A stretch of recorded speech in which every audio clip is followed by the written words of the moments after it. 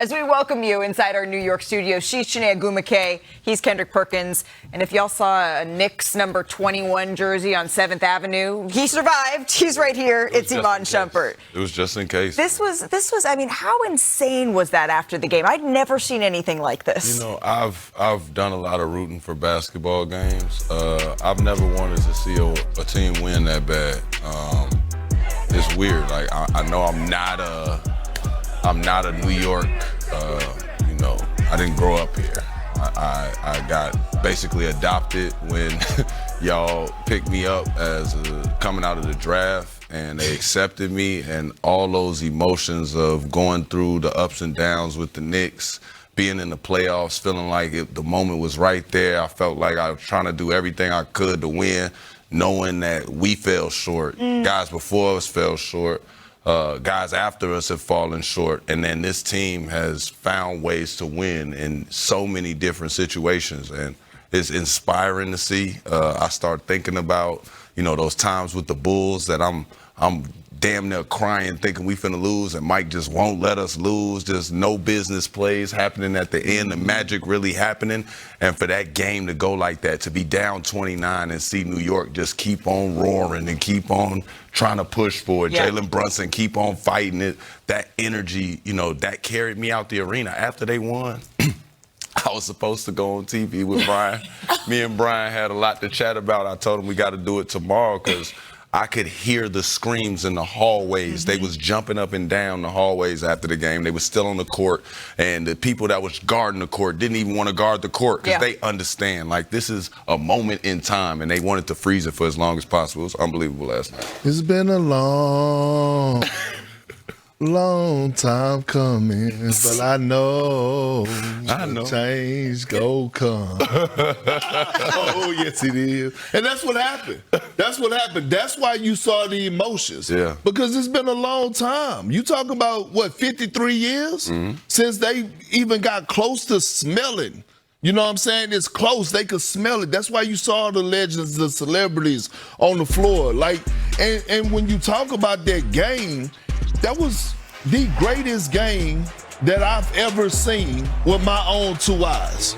That was two of the greatest individual performances that I've ever seen with my own two eyes. Talking about OG Anunoby and Big Body Brunson. Yep. And when you talk about what the Knicks have been displaying all postseason long is what?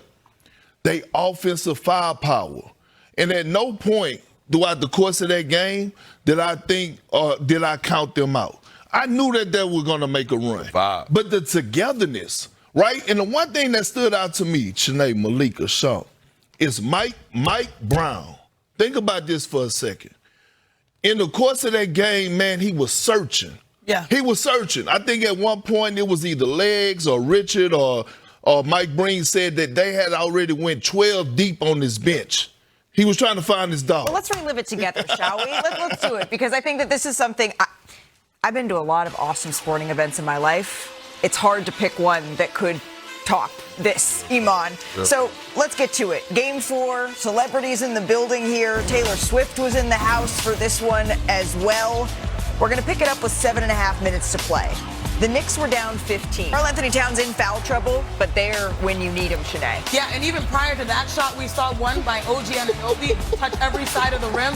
It felt like the basketball gods. At this point, it's electric. It's going crazy. If Larry David is reacting like that, you know that it's a big moment. Spike Lee is starting to Brown. He wanted to give it up for his man, Jose Alvarado. And I'm a clap for Jose. Sorry, Mom. Well, we won't put any money in the swear jar. 2.5 to play. The Knicks down 4. Brunson, guarded by Victor Wembanyama. This is everybody's dream. David versus Goliath. Yes. Brunson, he became the first Knick with 3 30-point games in a single finals in franchise history. Perk, the next Spurs. Was this maybe a sign of a little bit of fatigue as he heads to the free throw line? I mean, he was channeling the monks. He was channeling the sisters with those deep breaths, and then this was really tough to see. He makes 86% of them. Not. This is Dancing with the Stars. Yes, it is. Shaking down Castle there. You would know. The Knicks, they take their first lead of that decision. Let's take a listen to Fox after the game on his thought process on that play. Should I get a layup, beat up 3? make them, force them to need a three. And OG made a good block. I just thought I would be able to outrun him. That's it. If ifs were fifths, 34th Street, Jimmy Fallon can't believe it. New York Knicks fans starting to celebrate. One more look at this, Iman. Unbelievable. That's just the will to win. And a little bit of luck. Right time, right choice. The streets of Manhattan are starting to celebrate here. The San Antonio Spurs, they still have one opportunity here, Kendrick Perkins, with 1.2 seconds left. Yep, and look, Karl Anthony Towns on ball pressure, got a fingertip on that basketball, which was huge. Look, yeah. And then right there, good collapse by Mitchell Robinson, game over.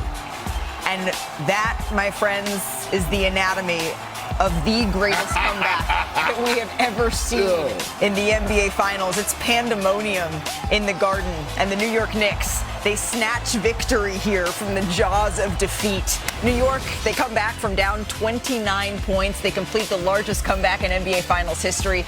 New York didn't take their first lead of the game until the final 90 seconds. Janae, no L to the OG. Here is OG Anunoby. It feels cool. I mean, everyone's pretty excited. I'm excited too.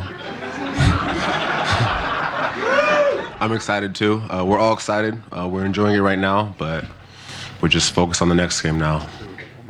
Experience teaches you a lot, and I think experience today let us know that we cannot let go of the rope. We always have a chance if we go out there and take it to another level and give ourselves a chance. All you can ask for after the half we had is we just wanted a chance. And, sometimes you get lucky, sometimes you make your luck. We made our luck today. That word success is rarely talked about in the locker room. We focus on the things that we do to get better every single day, not being satisfied with the things that we've done so far. Very proud of my teammates day in and day out, but a lot that we have to learn from tonight to honestly be better and be where we want to be.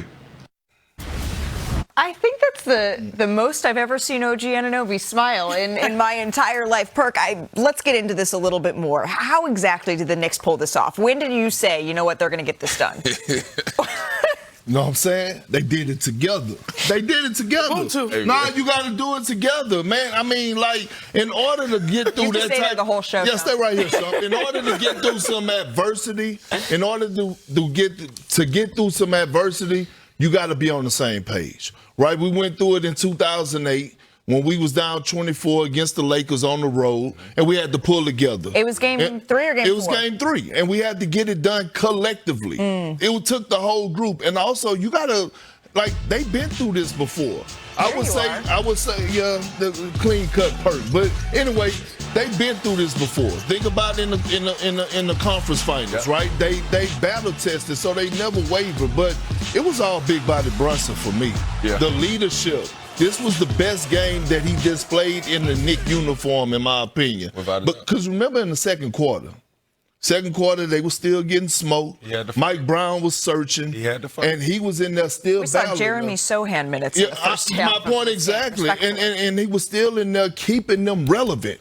He had 15 to 17 points in that second, and then all of a sudden we saw him come in and do what in that second half? But what do they say here? New York stand up, right? New York stand up. This was the moment that New York stood up. And it wasn't just Jalen Brunson. It feels like at every position that mattered, there's a specialist that was built for the moment. OG Anunoby, having his first 30-plus point playoff game, came at the perfect time. And he's built for it. He's built to be able to switch onto Victor Wembanyama. He's built to knock down threes that matter, that can be contested. I was watching him in warm-up. Those shots that you saw him, where he hesitates for a minute and then follows through, he knocks those down. Again, on this play, 2, go with Brunson. Everyone knows that the ball is going to stay with him, which means that OG knows to dive. He's like, it's not coming back. It's all right. I'm going to pursue the basketball. I don't know if people understand, unless you play the game, how hard it is to get the right timing to be able to tip it in like that. Didn't you talk to his brother right before that moment? What did OG Anunoby's brother say to you? So I spent the second and third quarter with his brother. Yeah. And, most of the conversation was like, oh my gosh, we dug ourselves in a hole. But one thing I've noticed from Jalen Brunson to